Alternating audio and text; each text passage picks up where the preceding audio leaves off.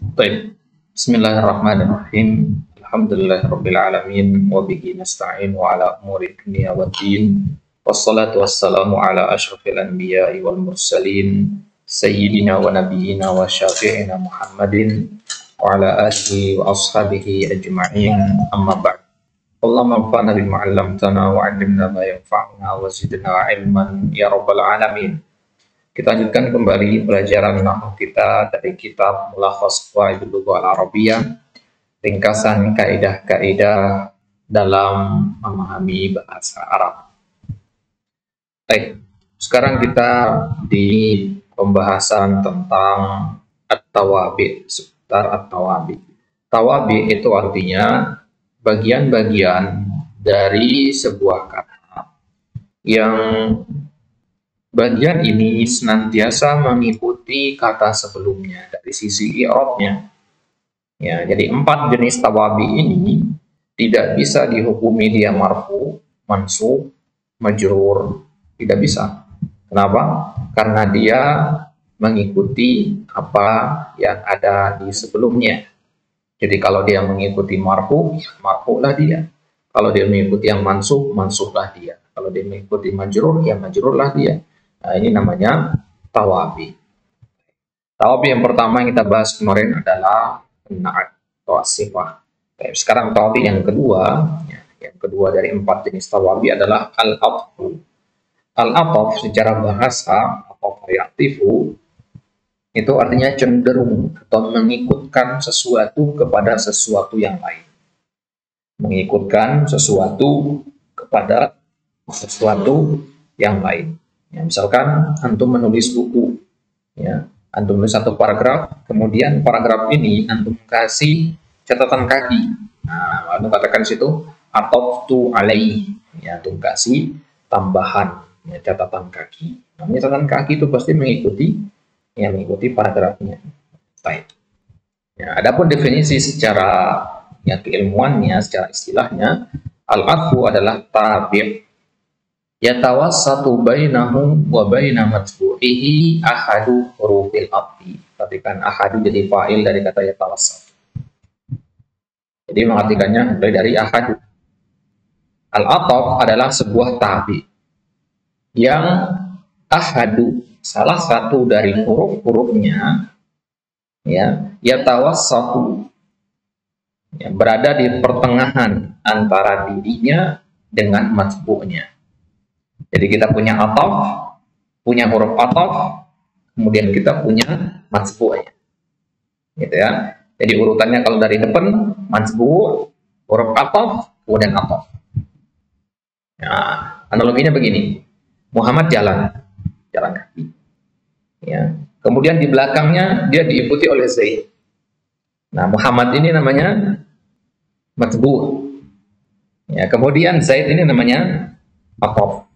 Dan tengah-tengahnya ini, ya, namanya huruf ataf. Ya, antara Muhammad dan Zaid itu namanya huruf ataf. Baik. Contohnya misalkan najahat su'adu wa ukhtuha. Su'ad ini nama perempuan. Najahat, dia lulus. Su'ad lulus. Ini matbu'nya, yang diikutinya. Yang mana yang mengikuti? Wa ukhtuha, ya, itu saudarinya Su'ad. Maka ya, saudarinya Su'ad ini, ya, marfu. Kenapa? Karena dia ma'tuf kepada kata Su'ad. Ya, kenapa marfu? Ya, karena Su'ad juga marfu. Ya, kenapa Su'ad marfu? Ya, karena Su'ad fa'il dari najahat. Dan fa'il itu harus marfu. Jadi kalau anda mengatakan Su'ada, berarti wa'uh taha. Ya, Su'ada wa'uh. Nah, jadi ataf itu terdiri dari 3 rukun. Yang pertama ada namanya matsbu', yaitu su'ad di sini.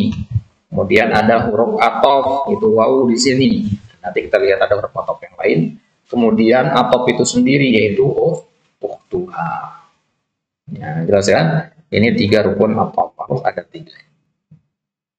Nah, huruful atfi tis'atun, dan huruf ataf itu sendiri jumlahnya ada 9. Ya, selain wawu ada yang lain lagi. Ada wawu itu yang paling luas cakupannya mutlaqul jamak. Kemudian ada alfa, ada summa, ada au, ada ada la, lakin, bal, dan hatta. Wa fi ma yali syarhun mujizun li ma'ani hadhihi al-hurufi. Nah, sekarang kita lihat ya apa perbedaan antara waw dengan fa, dengan summa, dengan au, dan seterusnya. Ya, secara mujiz, secara ringkas saja atau secara sederhana saja. Waw, kenapa waw ini paling sering dipakai sebagai huruf ataf? Karena dia maknanya adalah mutlaqul jama'. Mutlaqul jama' itu hanya menunjukkan kalau ya kata sebelumnya mengikuti kata setelahnya mengikuti kata sebelumnya. Ketika itu mengatakan misalkan jaa Muhammadun wa Hasanun wa Sa'idun, siapa yang datang duluan? Apakah Muhammad yang datang duluan? Apakah Hasan? Apakah Sa'id? Kita nggak tahu. Ini namanya mutlak, lawan dari muqayyad ya. Pahami istilah mutlaqul jama' ini. Jadi ja'a Muhammadun wa Hasan wa Sa'id, yang bisa kita pahami dari waw ini bahwasanya Hasan, Sa'id, Muhammad sama-sama melakukan satu jenis perbuatan. Itu namanya jama'. Ya, dan tidak ada keterangan di sini siapa yang lebih dulu datang. Apakah Muhammad yang lebih dulu atau Hasan atau Sa'id? Ya, tidak wajib Muhammad yang lebih dulu datang meskipun Muhammad yang pertama kali disebutkan. Nah, ini namanya mutlaqul jama'. Berarti waw ini adalah huruf ataf yang paling umum, yang paling luas. Coba bandingkan dengan fa. Alfa lit tartib ma'at ta'qib. Nah, kalau fa ini tartib dia. Ya, tartib artinya berurutan. Ma'at ta'qib. Ya, ma'at ta'qib artinya datang langsung. Contohnya dakhala al-muttahamu fal muhami. Masuklah terdakwa, kemudian pengacara. Ya, siapa yang lebih dulu datang di sini? Ya, al-muttaham. Ya, dari sini kita tahu. Ya, baru kemudian al-muhami. Terdakwa dulu, baru kemudian pengacaranya datang. Ya, jadi nggak bisa untuk artikan di sini pengacaranya dulu datang, baru kemudian terdakwanya, nggak bisa. Ya, yang bisa diartikan seperti itu hanya yang menggunakan waw. Dan datangnya langsung di sini ya, itu makna dari ta'qib. Ta'qib itu artinya datang langsung. Tartib itu berurutan, muttaham dulu baru muhami. Ta'qib itu artinya datangnya langsung. Ya, summa lit tartib. Ya, kemudian summa fungsinya untuk tartib ma'a at-tarahi. Ya, jadi summa untuk menunjukkan urutan juga. Kalau wawu enggak, fa menunjukkan urutan, summa menunjukkan urutan. Ma'at tarahi, bedanya summa itu ada jeda waktunya. Tarahi artinya tidak langsung. Kalau ta'qib artinya langsung. Contohnya, matar rasyidu summal ma'mun. Telah wafat ar-rasyid, Harun ar-Rasyid maksudnya. Ya, Khalifah Harun ar-Rasyid. Kemudian al-ma'mun. Apakah Khalifah yang Harun ar-Rasyid langsung ya setelah dia wafat langsung wafat al-ma'mun? Ya, enggak hari yang sama, enggak mungkin begitu kan. Ar-Rasyid dulu ya wafat, kemudian digantikan oleh al-ma'mun menjadi khalifah. Setelah al-ma'mun jadi khalifah, kemudian dia kan ada jangka waktu yang panjang. Nah, di situ gunakan summa. Jadi ada tarahi, ada jedanya. Itu bedanya ya. Jadi kalau Anda mengatakan ja'a Muhammad summa Zaid, nah, yang antum pahami di situ Muhammad duluan yang datang. Kemudian ya ada jeda waktu antara datangnya Muhammad dengan Zaid. Jeda waktunya berapa lama? Ya tergantung konteksnya, bisa lama, bisa ya sebentar. Baik. Tapi kalau pakai fa, ya, fa itu langsung. Nah, kemudian au fungsinya litakhir awisyak, untuk pembolehan ya, atau bukan pembolehan ya. Takhir itu pilihan. Ausyak atau keraguan. Antum dikasih pilihan, misalkan mau ini atau ini. Ya, gunakan au di situ. Ya, contohnya misalkan ya naqala al-khabara Muhammadun au Aliyun. Yang menukil berita itu Muhammad atau Ali. Ya, kita nggak tahu di sini ragu maksudnya. Yang menyampaikan berita itu entah Muhammad ataukah Ali. Ya, misalkan kita tanya ya fulan atau fulan, kan au di situ. Atau kita kasih pilihan orang, ada tamu datang kopi atau teh, au di situ. Baik, kemudian ada am. Kalau am itu talab ta'yin. Ya, talabut ta'yin lebih spesifik ya. Nah, ta'yin artinya untuk menentukan sesuatu. Misalkan kita katakan akataba hadzal maqala Umarun am Mahmudun, Amrun am Mahmudun, Amrun ya bukan Umar. Akataba hadzal maqala Amrun am Mahmudun. Ya, ta'yin itu artinya menentukan salah satu dari dua pilihan ini, Amr atau Mahmud. Ya, siapa yang menulis makalah ini? Amr atau Mahmud? Ya, ini namanya talabut ta'yin.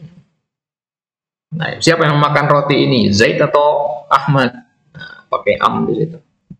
Itu namanya talabut ta'yin. Kemudian la. Ya, la juga bisa untuk apa? Ya, la linafil hukm. Misalkan pada ya la haula wala quwata. Ya. La linafil hukm 'anil ma'tuf. Ya, untuk menafikan hukum dari ma'tufnya.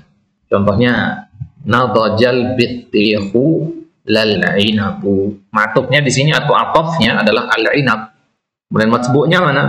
Al bittih. Nah, berarti kita menafikan hukum yang berlaku pada bittih tidak ada pada al inab. Ya, sekali lagi, ya, apa yang berlaku pada al bittih tidak berlaku pada al inab. Ya, apa yang berlaku pada al bittih? Hukum itu, ya. Apa maksudnya hukum tadi? Sesuatu yang berlaku pada al-bittih. Ya, hukumnya adalah nadaja. Ya, hukum nadaja ini hanya berlaku pada al-bittih, tidak berlaku pada al-inab. Ya, nadaja sendiri artinya matang, al-bittihnya semangka. Berarti semangka itu matang. Berarti inab matang apa tidak? Tidak. Ya, inab itu artinya anggur. Nah, jadi nadaja al-bittihu lal inab. Ja'a Muhammadun la Zaid. Nah, perhatikan di situ al-bittihu marfu, maka al-inabu juga marfu. Nah, lakin al-istidrak. Ya, al-istidrak itu artinya talabul idrak. Untuk meminta informasi. Ya, minta informasi baru. Misalkan kita katakan mana jaha Aliyun lakin aku. Ya, ma di sini mana ya? Ali tidak lulus, akan tetapi saudaranya yang apa? Yang lulus. Ya, kita punya informasi baru di sini. Ya, informasi yang lama apa? Ali tidak lulus. Ini informasi pertama. Kemudian informasi kedua adalah saudaranya Ali yang lulus. Nah, ini namanya istidrak. Istidrak itu kita menyebutkan ya berita lama, kemudian kita ganti dengan berita baru. Ya, antum misalkan mengira bahwasanya Ali yang akan lulus. Ya, atau tersebar berita bahwasanya Ali yang lulus. Maka kemudian antum kasih tahu orang-orang mengatakan mana jaha Ali. Ali nggak lulus. Yang benar yang lulus siapa? Aku. Ya, di situ adalah fungsi kita gunakan kata lakin. Bukan lakinna ya. Ya, lakinna ya akhwatin nadib. Ya, ada lakinna, ada lakin, ada walakin. Ya, kalau pakai waw lain lagi nanti ya. Nah, ini fokus pada lakin, nggak pakai waw. Nah, jadi lakin, lamnya panjang ya. Lakin ini termasuk huruf ataf. Ya, yang fungsinya adalah untuk istidrak tadi. Paham istilah istidrak ini ya? Ya, karena ya tidak ada padanan kata yang pas dalam bahasa Indonesia kata istidrak ini. Nah, sehingga suatu ketika nanti antum menjelaskan ini kepada orang lain, coba pilih susun kata-katanya gimana. Makanya ya didengarkan baik-baik ya. Antum bisa jadi paham sekarang apa itu istidrak. Apa makna dari kalimat mana jaha Aliun lakin aku. Tapi sekarang bagaimana menyusun kalimatnya, membuat orang lain paham apa itu istidrak agar dia bisa ya menyentuh konsep dari penggunaan kata lakin itu yang fungsinya adalah untuk istidrak. Nah, jadi lakin untuk istidrak itu maknanya bahwasanya setelah kata lakin itu adalah informasi baru yang bertolak belakang atau jauh berbeda dengan informasi yang pertama. Itu fungsi dari lakin. Nah, kalau informasi yang ingin kita sampaikan adalah informasi baru, kenapa perlu menyebutkan informasi lama? Jawabannya karena bisa jadi ya, atau orang sedang meyakini informasi yang lama. Gitu. Orang sedang meyakini informasi yang lama. Maka perlu kita sampaikan. Kenapa nggak antum katakan saja aku Aliyin najaha gitu, saudaranya Ali lulus, kan bisa kan? Nggak perlu menyebutkan mana najaha Aliun laki, saudaranya Ali lulus, udah bisa saja kan? Ya, tapi kalau antum mengatakan begitu, orang akan memahami oh Ali juga lulus. Nah, padahal tidak, itu maksudnya. Jadi kalau antum mengatakan saudaranya Ali lulus, orang pahamnya oh berarti Ali juga lulus. Tapi kalau antum menggunakan uslub lakin, mana jaha Aliun lakin akuhu, ya, orang menjadi jelas informasi oh Ali nggak lulus, lulus saudara. Jadi itu fungsi dari lakin. Kemudian bal lil uduli anil hukmi sabiq, untuk al-udul berpaling dari hukum sebelumnya. Contohnya misalkan zahara 'alal amwaji zawraqun, ya, bal bakhiratun. Zahara 'alal amwaj zawraq. Ya, ini matbu'nya zawraq. Kemudian bakhiratun, yaitu atafnya. Nah, sekarang kita punya dua informasi di sini. Informasi pertama adalah zawraq. Ya, zawraq itu artinya, ya, bahasa kita itu ya perahu kecil atau sampan.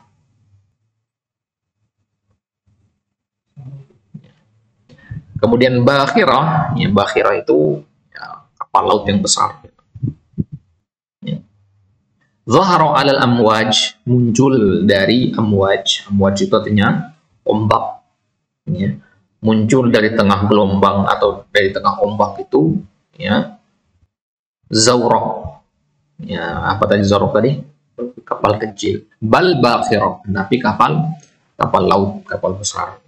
Ya, jadi kapal laut kecil atau kapal laut besar yang muncul di sini. Nah, udul itu artinya berpaling dari hukum sebelumnya. Nah, jadi kalau kita mengatakan dhahara 'alal amwaji zawraqun, artinya ini hukum yang pertama. Ini yang dimaksud dengan al-hukmus sabiq. Nah, yang muncul dari tengah ombak itu adalah perahu kecil. Itu informasi pertama. Bal bakhirah. Ya, kan tetapi bakhirah, berarti bakhirah ini yang muncul, bukan zawraq. Jadi maksudnya? Nah, kalau antum pakai bahasa matematis, dhahara 'alal amwaji zawraqun ini bernilai positif. Ya. Dhahara 'alal amwaji zawraqun. Ya, ini bernilai positif. Kemudian bakhirah bernilai negatif. Ya, mengambil atau berpaling dari hukum sebelumnya. Jadi kalau dhahara 'alal amwaji zawraqun ini kita katakan bernilai positif, ya, maka bakhiratun ini bernilai negatif. Karena itu makna dari kata udul yang berpaling dari satu hukum ke hukum yang selanjutnya. Hukum sabiq. Nah, berarti yang muncul di sini adalah kapal laut, bukan perahu kecil. Ya. Ya. Ada yang mempersyaratkan bal itu sebelumnya harus nafi. Ya. Jadi bal lebih mudah dipahami sebenarnya kalau pakai contoh nafi, ya. Pakai kalimat negatif. Ya. Sekarang kita katakan mana jaha Aliun bal akhuhu tadi. Ya. Lebih mudah dipahami sebenarnya. Baik. Kemudian hatta lil ghayah. Hatta lil ghayah, dia harful ghayah namanya, ya. Hatta itu harfu al ghayah, untuk menunjukkan tujuan. Ya, contohnya misalkan farra al adu hatta al qaidu, ya, musuh kabur hatta al qaidu, bahkan panglimanya juga. Ya, kan goyah nih namanya. Goyah itu tertinggi. Misalkan untuk katakan, ya, saya makan ikan sampai tulang-tulang. Nah, kemudian malhuzah, ya, berkaitan dengan huruf ataf tadi ada summa. Summa bidum nista harfu bin kama sabaq syaqu, ya. Yang menjadi huruf ataf itu summa. Ya, sa-nya tuh mahsu. Wa qatal haqqu summa atta al-maftuha. Nah, terkadang ya summa itu bisa ketemu dengan tamat tuha setelahnya menjadi summata. Ya, summa bisa menjadi summata. Mitlu qalibus malik fi jamil killah, misalkan malik dalam alfiahnya, dalam baitnya beliau mengatakan tentang jamul killah, af'ilatun af'ulu summa fi'latun, ya, ya summata af'alu jumu'in killah. Af'ilatun af'ulu. Ya, summa fi'la. Beliau wazan-wazan jamak killah itu adalah af'ilah, af'ul, kemudian fi'lah.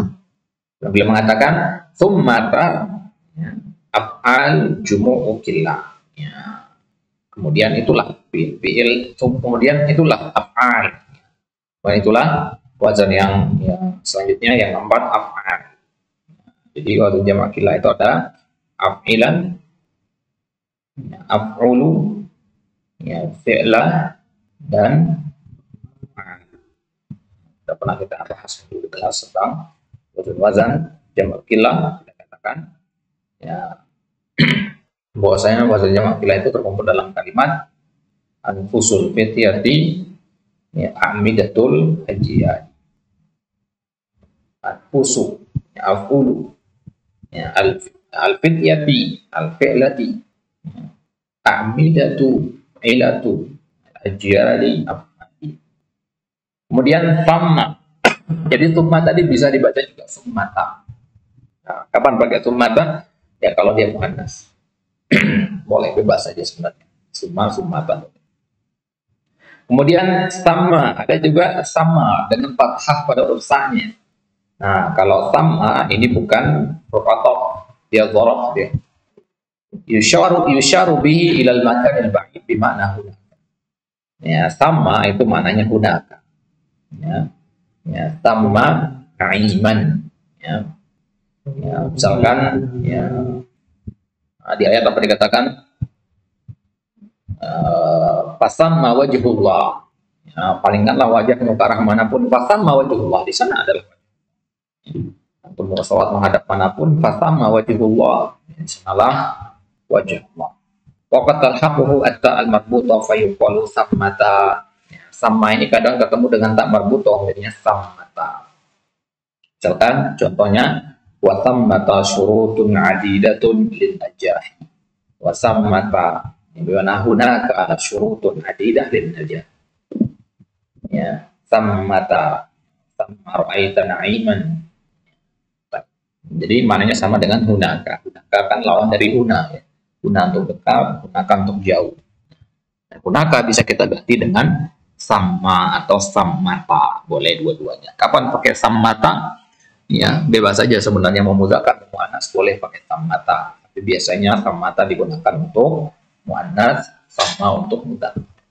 Baik. Itu dia ikhwan pembahasan tabi yang kedua, yaitu al-atfu. Insyaallah taala di pertemuan selanjutnya kita akan ambil atau yang tabi yang ketiga, yaitu at-taukid. Nah, Allah taala a'lam.